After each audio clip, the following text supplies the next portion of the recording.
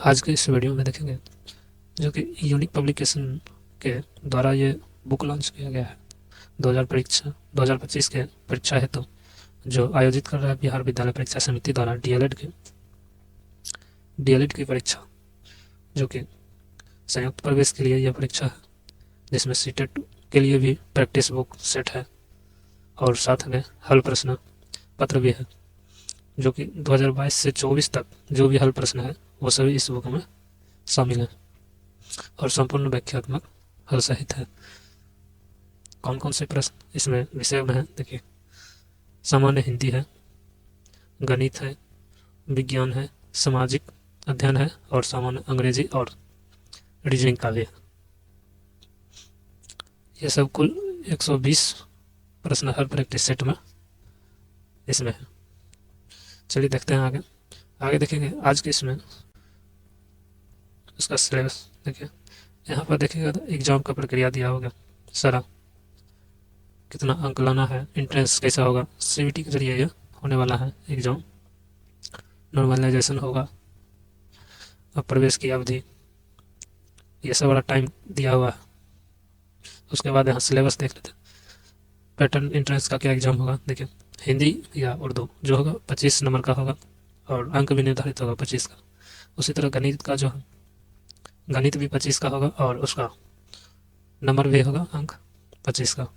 विज्ञान भी 20 नंबर का 20 प्रश्न है और नंबर भी 20 प्रश्न। उसके बाद सामाजिक अध्ययन 20 नंबर का है और 20 क्वेश्चन भी है। सामान्य अंग्रेजी देखेंगे तो 20 क्वेश्चन है और 20 नंबर का ये भी है। उसके बाद रीजनिंग देखेंगे, रीजनिंग में देखेंगे 10 रीजनिंग रहेगा और 10 नंबर का रहेगा। टोटल देखेंगे तो 120 ये प्रश्न और 120 नंबर का निर्धारित रहेगा इसमें। ये सिलेबस, ये पैटर्न है एग्जाम का। आज के इस वीडियो में देखेंगे हम लोग 15/9/2022 को जो एग्जाम हुआ था उसका देखेंगे प्रश्न आंसर, और ये पिछले साल 2022 का पेपर है और ये एग्जाम के लिए बहुत ही महत्वपूर्ण हो जाता है। तो चलिए चलते हैं आज के पहला प्रश्न के ऊपर। पहला प्रश्न है देखिए, सामान्य हिंदी का 1 नंबर से है। सामान्य हिंदी का प्रश्न है, कहता है कारक के कितने भेद है। कारक के कितने भेद है, इसमें ऑप्शन दिया है 5, 6, 7 या 8। तो इसका सही आंसर जो हो जाएगा, सही आंसर आ जाएगा ऑप्शन नंबर डी हो जाएगा सही आंसर। कारक के 8 भेद होते हैं। ठीक है, कौन कौन होते हैं तो कर्ता, कर्म, कारण, संप्रदान, अपदन, संबंध, अधिकरण, संबोधन, ये सब कारक 8 भेद हैं। चलिए अगला प्रश्न देखिए। अगला प्रश्न कहता है निम्न में से कौन सा वाक्य शुद्ध है। ऑप्शन दिया गया है 4। इसका सही आंसर जो हो जाएगा ऑप्शन नंबर ए हो जाएगा सही आंसर। पंडित नेहरू ने सोचा था कि स्वतंत्रता मिलते ही भारत की गरीबी का अंत हो जाएगा। ये शुद्ध वाक्य है, बाकी ये सब अशुद्ध वाक्य है। चलिए अगला प्रश्न देखें।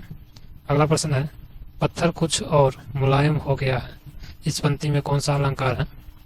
ऑप्शन है रूपक, विरोधाभास, सलेस या यमक। इसका सही आंसर जो हो जाएगा, सही आंसर आ जाएगा ऑप्शन नंबर बी हो जाएगा विरोधाभास। पत्थर कुछ मुलायम हो गया है, हो गया विरोधाभास अलंकार है इसमें। चलिए अगला प्रश्न देखिए, कहता है काव्य के शब्द और अर्थ में चमत्कार ला दे उसे साहित्य में डैश कहा जाता है। इसका ऑप्शन 4 दिया है। ऑप्शन है देखिए रस, अलंकार, छंद या अर्थालंकार। इसका सही आंसर जो हो जाएगा, सही आंसर हो जाएगा अलंकार। ऑप्शन नंबर बी हो जाएगा सही आंसर। चलिए अगला प्रश्न है संज्ञा के कार्य करने वाला पद समूह को क्या कहते हैं। संज्ञा पदबंध, सर्वनाम पदबंध, विशेषण पदबंध, क्रिया पदबंध। इसका सही आंसर क्या हो जाएगा, संज्ञा पदबंध कहलाता है। संज्ञा के कार्य करने वाला का संज्ञा पदबंध कहते हैं। ऑप्शन नंबर ए सही हो जाएगा। अगला प्रश्न है जो रहीम गति दीप की कुल कपूत गति सोए बारे उजियारे करे, बढ़े अंधेरो होए। इस पंक्ति में कौन सा अलंकार है? ऑप्शन है उपमा, श्लेष, यमक या रूपक। तो इसका सही आंसर जो हो जाएगा ऑप्शन नंबर बी हो जाएगा। सही आंसर हो जाएगा ऑप्शन नंबर बी हो जाएगा। श्लेष अलंकार इस पंक्ति में है। चलिए अगला प्रश्न है। अगला देखिए प्रश्न कहता है रस सिद्धांत के प्रवर्तक कौन है? ऑप्शन है देखिए अभिनव गुप्त, मम्मट, भरत मुनि या भर्तृहरि। इसका सही आंसर क्या हो जाएगा? ऑप्शन नंबर सी हो जाएगा। ऑप्शन नंबर सी हो जाएगा, भरत मुनि हो जाएगा। भरत मुनि इनके अनुसार विभाग, अनुभव तथा व्याभिचारी भाव के संयोग से रस की निष्पादित होती है। चलिए अगला देख लीजिए प्रश्न का है। अगला प्रश्न है अपलक नभ नील नयन विशाल में कौन सा अलंकार है? इस पंक्ति में कहता है कौन सा अलंकार है? ऑप्शन है देखिए अनुप्रास, यमक, उपमा या कोई नहीं। तो सही आंसर जो हो जाएगा ऑप्शन नंबर डी हो जाएगा। इसमें कोई अलंकार नहीं है। ठीक है, इस पंक्ति में जो अलंकार है रूपक अलंकार होगा, जो कि इसमें ऑप्शन नहीं दिया है। रूपक हो जाएगा अलंकार। चलिए अगला प्रश्न देख लीजिए। अगला प्रश्न है कहता है इनमें से कौन सा वाक्य अशुद्ध वाक्य है? अशुद्ध वाक्य चुनने के लिए कहता है 4 ऑप्शन दिया गया है। इसका सही आंसर जो हो जाएगा अशुद्ध वाक्य ऑप्शन नंबर ए है। गया में कई दार्शनीय स्थल देखने योग्य है, ये अशुद्ध वाक्य है। बाकी सब शुद्ध है। प्रधानमंत्री जनता के लिए कल्याण कार्य कर रहे हैं, धीरे धीरे ध्यान से चलो, यह पुस्तक आपको कहाँ मिली, ये सब शुद्ध वाक्य है। चलिए सही आंसर हो जाएगा ऑप्शन नंबर ए। अगला प्रश्न क्या है? कहता है ब्रज युद्ध में कौन सा समास है? देगु, दंत, कर्मधारय या बहु व्रीहि। इसका सही आंसर जो हो जाएगा ऑप्शन नंबर डी हो जाएगा, बहु व्रीहि। ऑप्शन नंबर डी हो जाएगा सही आंसर। चलिए अगला प्रश्न देखते हैं 11 नंबर।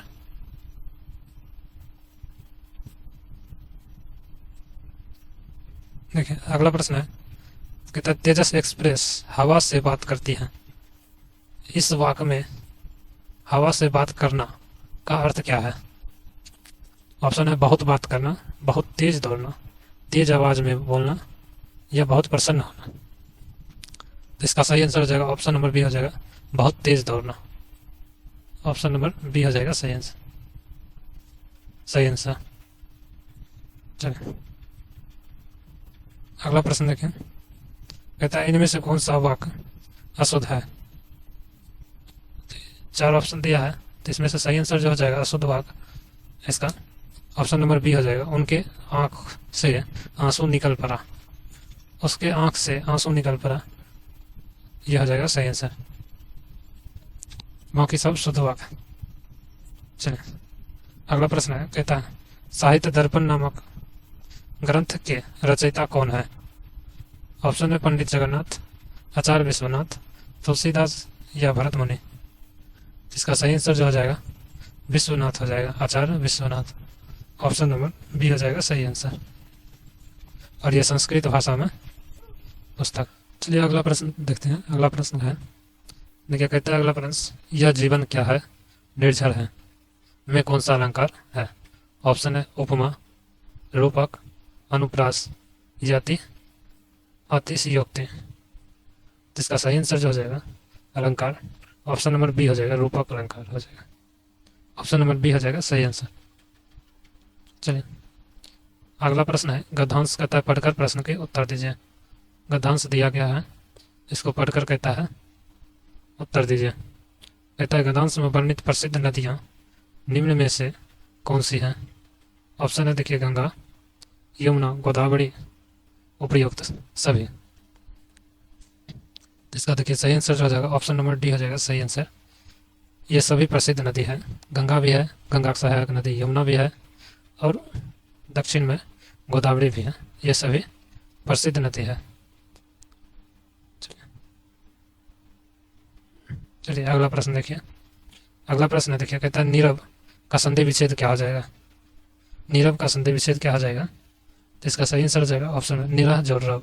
निरह जोड़ रव, ऑप्शन नंबर बी हो जाएगा सही आंसर। अगला प्रश्न है, अनुशासन शब्द का विशेषण है। अनुशासन का अनुशासी या अनुशासित, अनुशासित या अनुशासिक। तो इसका सही आंसर जो हो जाएगा, सही आंसर हो जाएगा अनुशासित, ऑप्शन नंबर बी हो जाएगा सही आंसर। चलिए अगला प्रश्न है, देखिए द्रुत विलंबित और सवैया किस प्रकार का छंद है। ऑप्शन है मुक्तक, उभय, वर्णिक या कोई नहीं इनमें से। तो इसका सही आंसर जो हो जाएगा वर्णिक हो जाएगा, ऑप्शन नंबर सी हो जाएगा सही आंसर, वर्णिक। चलिए अगला प्रश्न देखें।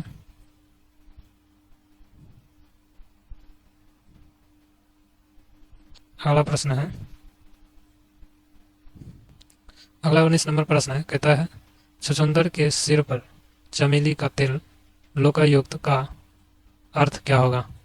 ऑप्शन है छछूंदर को तेल लगाना, चमेली का इत्र लगाना, नीच को सुंदर वस्तु की प्राप्ति, या नीच को निम्न वस्तु की प्राप्ति। इसका सही आंसर जो हो जाएगा ऑप्शन नंबर सी हो जाएगा सही आंसर, ऑप्शन नंबर सही आंसर हो जाएगा। चलिए अगला प्रश्न देखिए।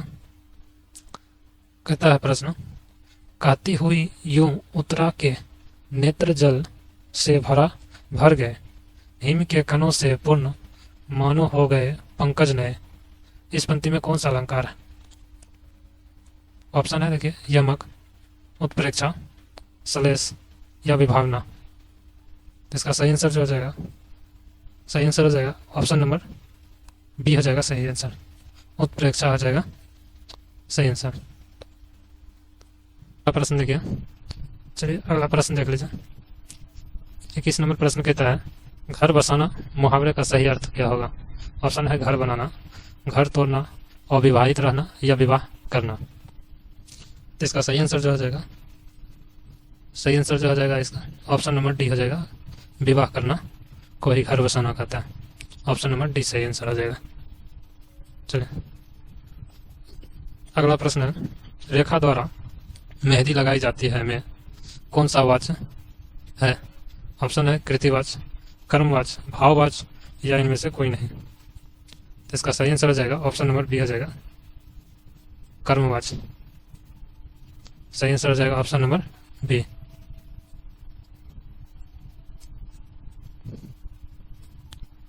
चलिए अगला प्रश्न है, देखें कहता है अलंकार का वह प्रकार जहां ऐसे शब्द जिसके एक अर्थ नहीं वरन अनेक अर्थ हो में कौन सा अलंकार कहलाता है। जिसका एक अर्थ नहीं अनेक अर्थ हो, कौन सा अलंकार कहलाएगा। उपमा, रूपक, यमक या सलेस। तो इसका सही आंसर जो हो जाएगा ऑप्शन नंबर डी हो जाएगा सलेस अलंकार, जिसका अनेक अर्थ कहलाएगा सलेस अलंकार कहलाएगा। चलिए अगला प्रश्न देखें। अगला प्रश्न है, कहता है अभिधा और लक्षण की सीमा के बाहर पड़ने वाली अर्थ को जो शक्ति व्यक्त करती है उसे व्यंजना कहते हैं। इसका सही आंसर जो होता है, कहता है उसे क्या कहते हैं। तो इसके व्यंजना कहते हैं, ऑप्शन नंबर सी। इसका सही आंसर हो जाएगा ऑप्शन नंबर सी हो जाएगा सही आंसर, व्यंजना कहते हैं। चलिए अगला प्रश्न है। अगला प्रश्न कहता है धनहीन में कौन सा समास है। तो धनहीन में जो समास हो जाएगा यह हो जाएगा तत्पुरुष हो जाएगा, ऑप्शन नंबर सी हो जाएगा धनहीन में। अगला है मधुर मधुर मेरे दीपक जल, उसमें कौन सा अलंकार है। इसका सही आंसर जो हो जाएगा, सही आंसर हो जाएगा ऑप्शन नंबर अनुप्रास हो जाएगा, ऑप्शन नंबर डी हो जाएगा अनुप्रास अलंकार। चलिए अगला प्रश्न देखें। अगला प्रश्न कहता है मनहु उमगी अंग अंग छवि छलके तुलसी के इस पंक्ति में कौन सी शब्द शक्ति है? ऑप्शन है व्यंजना या अभिधा, लक्षणा या तीनों।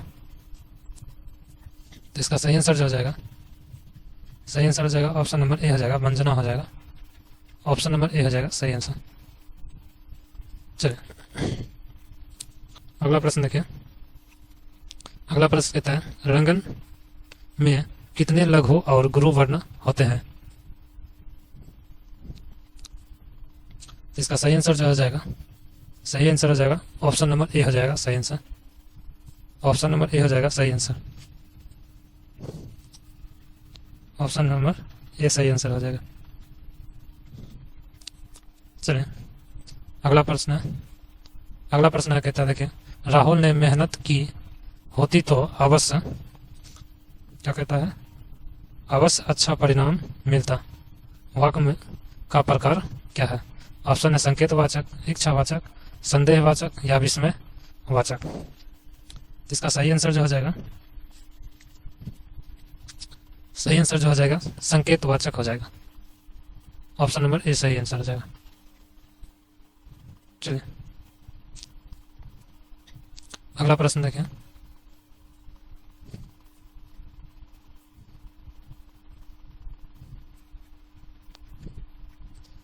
अगला प्रश्न है कहता है पंचम शब्द का संधि विच्छेद क्या है?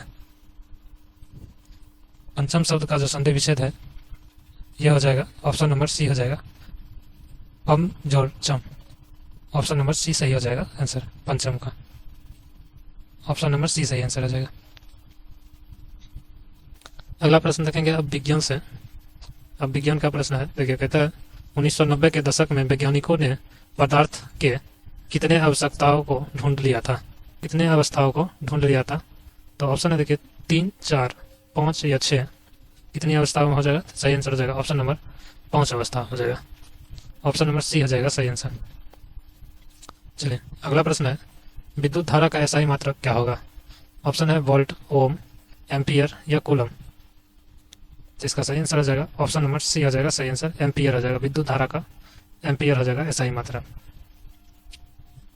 अगला प्रश्न है हाइड्रोजन गैस से भरे गुब्बारे को हवा में छोड़ने पर गुब्बारा क्या होगा? कुछ देर ऊपर तक उठेगा और हवा में तैरेगा, कुछ खास ऊंचाई तक उठकर विस्फोट करेगा, या कुछ खास ऊंचाई तक उठकर पुनः नीचे रति की ओर पहुंचेगा, या अंतरिक्ष में चला जाएगा।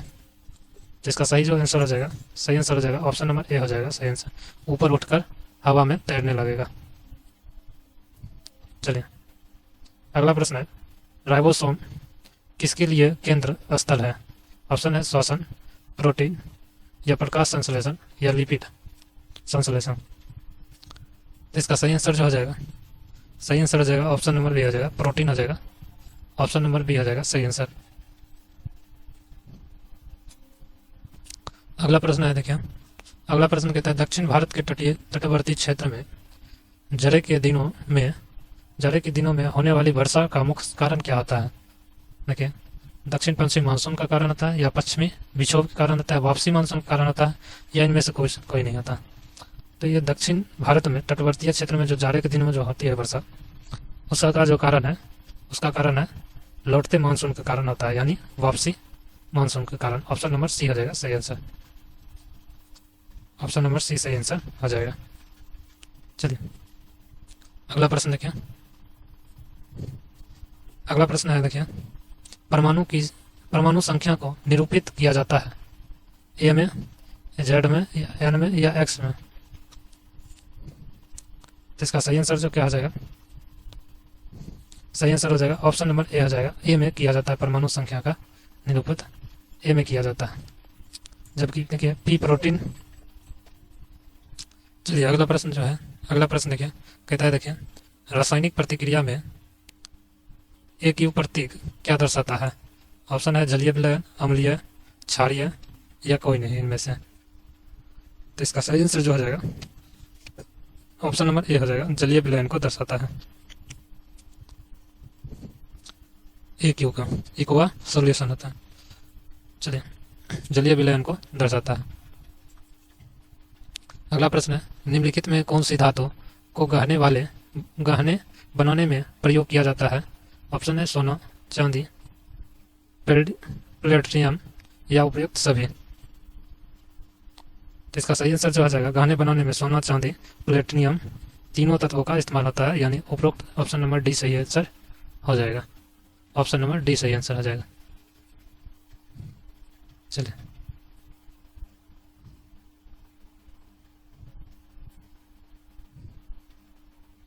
देखें अगला प्रश्न कहता है, on the organ of species नामक पुस्तक किसने लिखी थी? यह हो जाएगा, देखिए ऑप्शन है डार्विन ने या ओपेरिन ने या लामार्क ने या इनमें से कोई नहीं। तो देखिए, on the origin of species नामक पुस्तक जो हो जाएगा चार्ल्स डार्विन के द्वारा लिखी गई थी। चार्ल्स डार्विन के द्वारा लिखा गया था। तो इसका सही आंसर हो जाएगा ऑप्शन नंबर ए हो जाएगा, डार्विन। ऑप्शन नंबर ए हो जाएगा सही आंसर।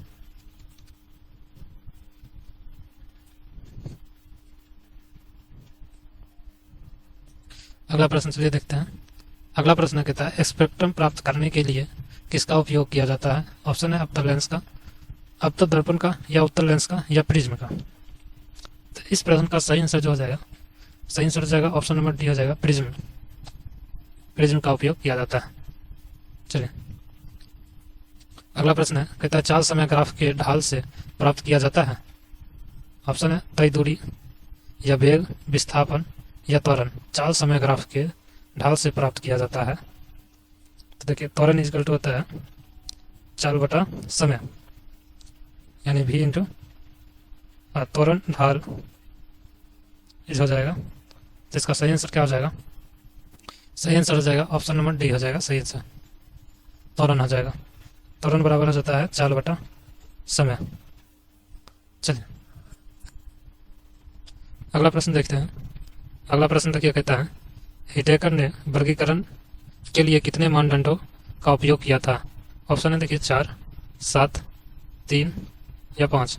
तो इस प्रश्न का सही आंसर जो हो जाएगा ऑप्शन नंबर डी हो जाएगा, 5 हो जाएगा। हिटेकर ने 5 मानदंडों का वर्गीकरण के लिए किया था उपयोग, 5 वर्गों में यानी बांटा था। तो 5 कौन कौन था? तो देखिए, मोनेरा, प्रोटिस्टा, फंगस, पौधे तथा जानवर, ये सबको 5 भाग में अलग अलग बांटा था वर्गों में। चलिए, अगला प्रश्न देखें।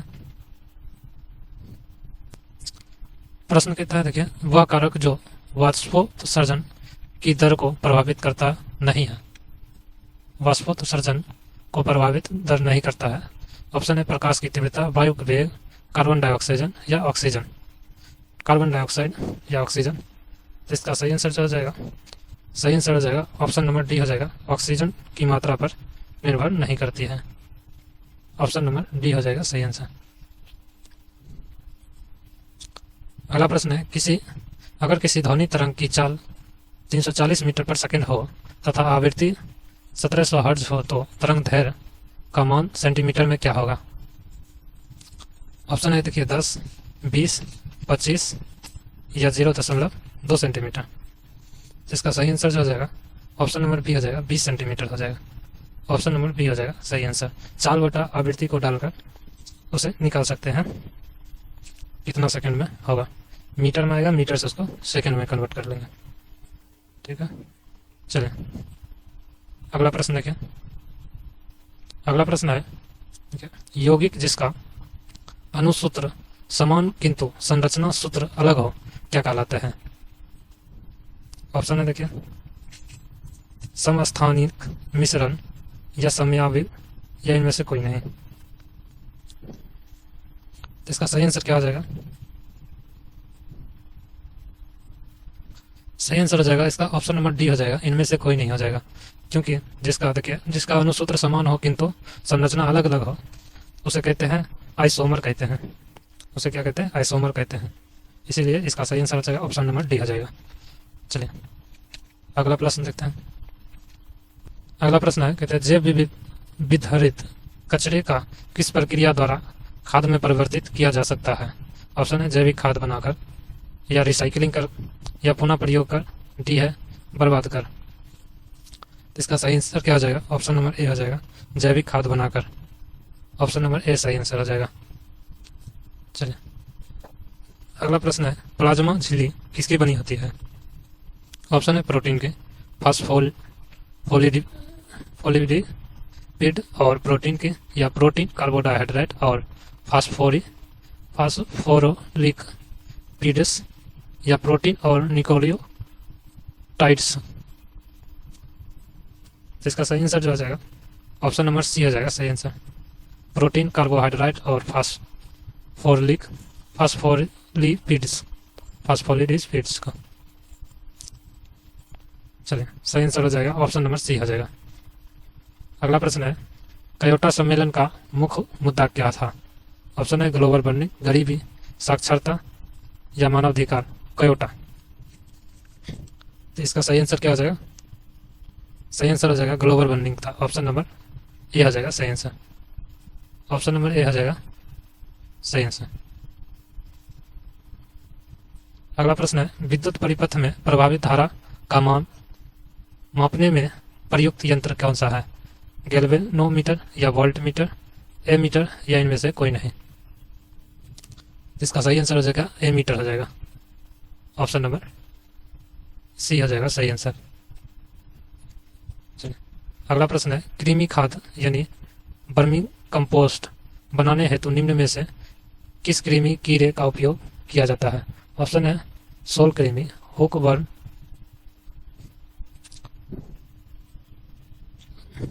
आगे देखते हैं और क्या ऑप्शन है, केचुआ, या इनमें से कोई नहीं। तो इसका सही आंसर हो जाएगा ऑप्शन नंबर सी हो जाता है, केचुआ के द्वारा बनाया जाता है उस खाद को। ऑप्शन नंबर सी हो जाएगा सही आंसर। चलिए अगला प्रश्न आप देखेंगे सामान्य अध्ययन से देखेंगे। सामान्य अध्ययन से आप देखेंगे अगला प्रश्न। देखिए पहला प्रश्न कहता है सामान्य अध्ययन का, भारत में पहली बार कब और कहाँ धुआं निरोधक कानून पारित किया गया था? ऑप्शन है 1863 मुंबई, 1863 कलकत्ता, 1868 दिल्ली, या 1868 पटना। इसका सही आंसर क्या हो जाएगा?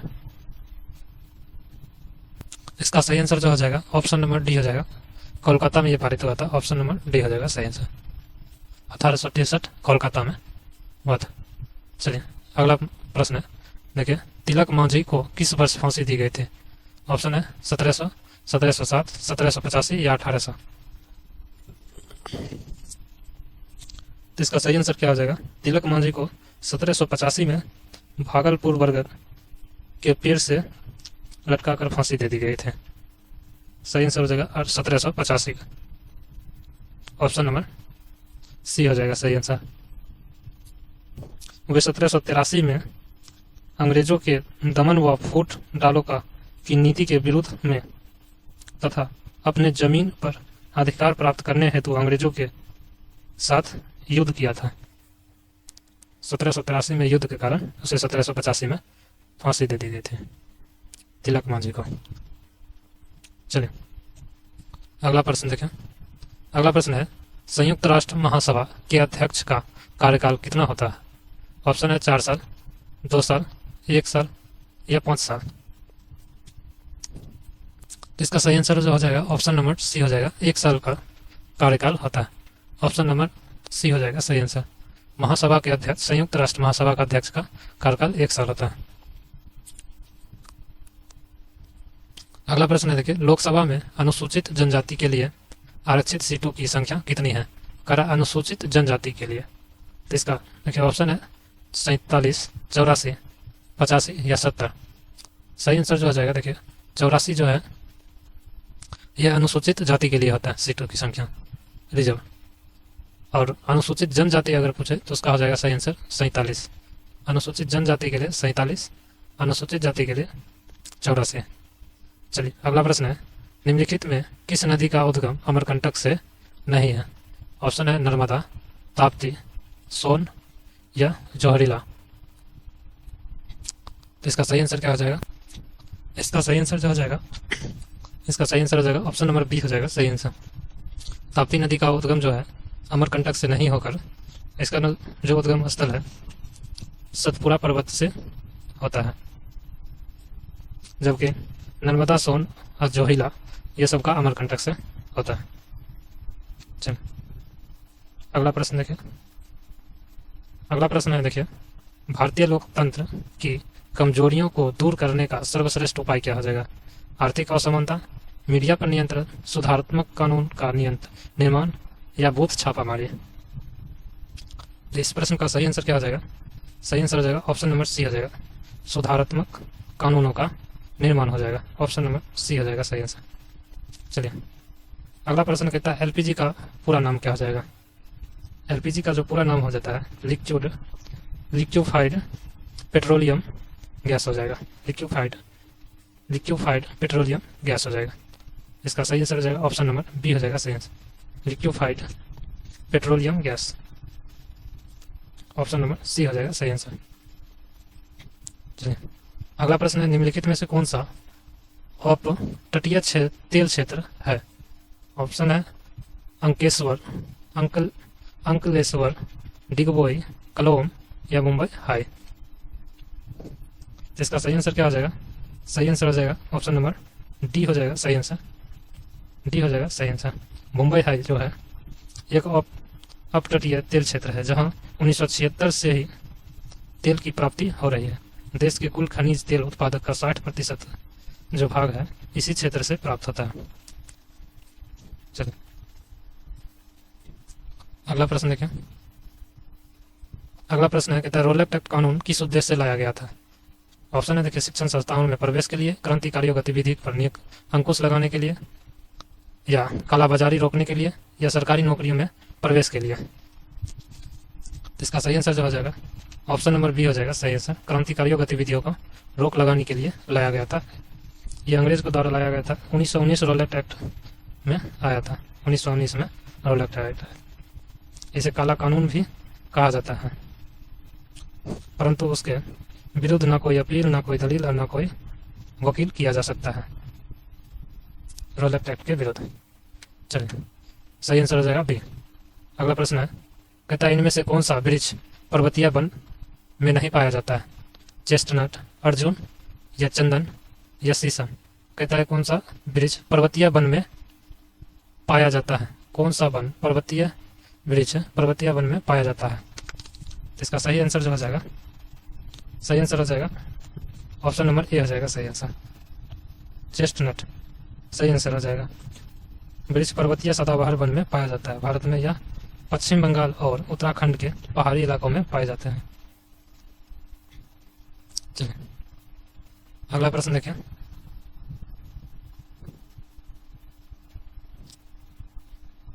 अगला प्रश्न देखिए, कहता है लोकतंत्र में शासन कौन करता है? जनता, न्यायाधीश, संभ्रांत वर्ग या प्रधानमंत्री? लोकतंत्र में जो जनता होता है, लोकतंत्र जो शासन करता है जनता करता है। ऑप्शन नंबर ए हो जाएगा सही आंसर। संविधान की प्रस्तावना में एक लोकतांत्रिक राज्य व्यवस्था की परिकल्पना की गई है। यह प्रचलित संप्रभुता के सिद्धांत पर आधारित, अर्थात सर्वोच्च शक्ति जनता के हाथों में होता है। सही आंसर हो जाएगा ऑप्शन नंबर ए हो जाएगा जनता। चलिए अगला प्रश्न है देखिए, किस राज्य में खनिज तेल का विशाल भंडार है? ऑप्शन है असम, राजस्थान, बिहार या तमिलनाडु? इसका सही आंसर हो जाएगा ऑप्शन नंबर ए हो जाएगा, असम में खनिज तेल का विशाल भंडारण है। खनिज तेल का विशाल भंडारण स्थित भारत की सबसे पहली खनिज तेल शोधक कारखाना भी है। इसकी स्थापना 1901 में हुई थी। इसकी स्थापना 1901 में हुई थी। जबकि मुंबई का बात करें तो मुंबई को हुआ था 1976 में। चलिए सही आंसर हो जाएगा ऑप्शन नंबर ए असम। चलिए अगला प्रश्न है, हुगली औद्योगिक प्रदेश का केंद्र है?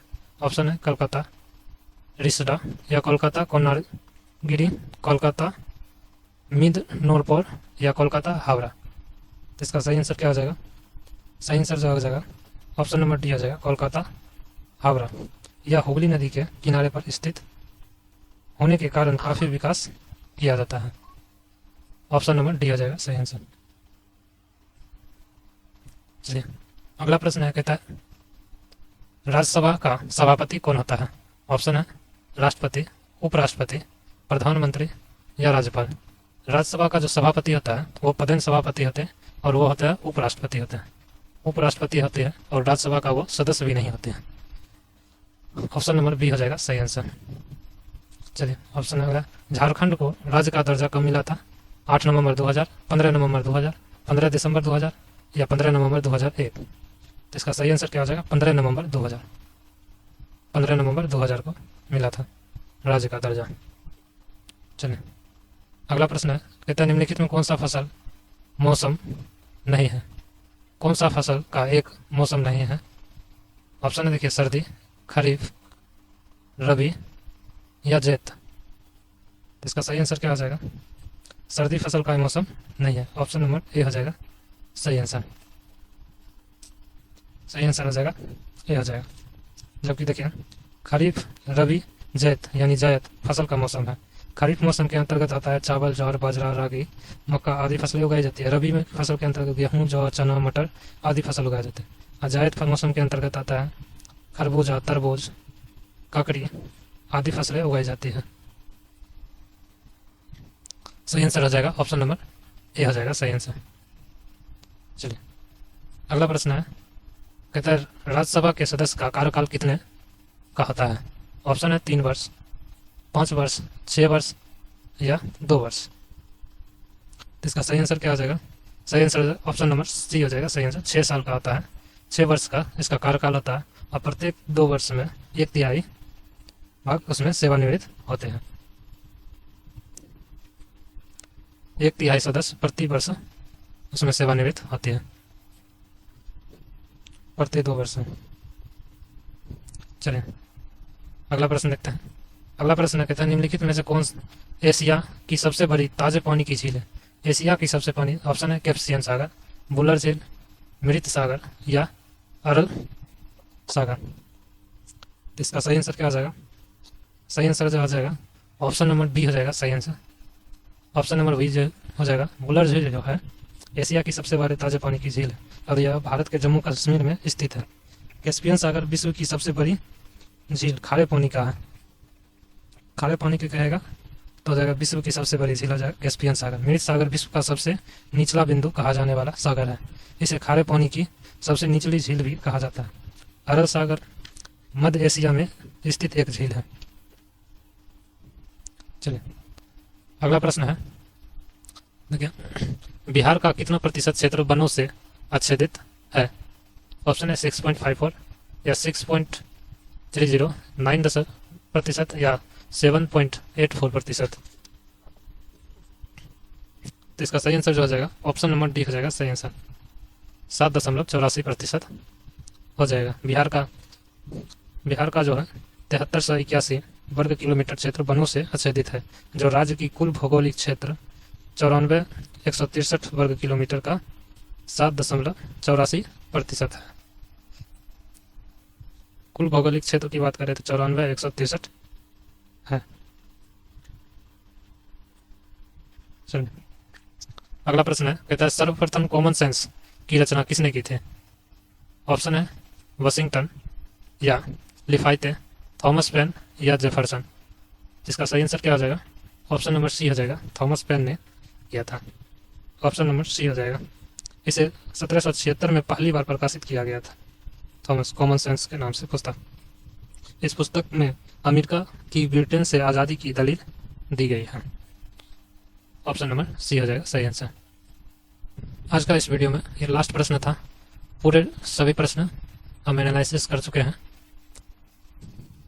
फिर से मिलेंगे एक नई वीडियो में। अगर आपको दूसरे टॉपिक पर वीडियो चाहिए तो उसमें हमें कमेंट बॉक्स में कमेंट करके हमें बता सकते हैं कि आपको कौन सी टॉपिक पर वीडियो चाहिए।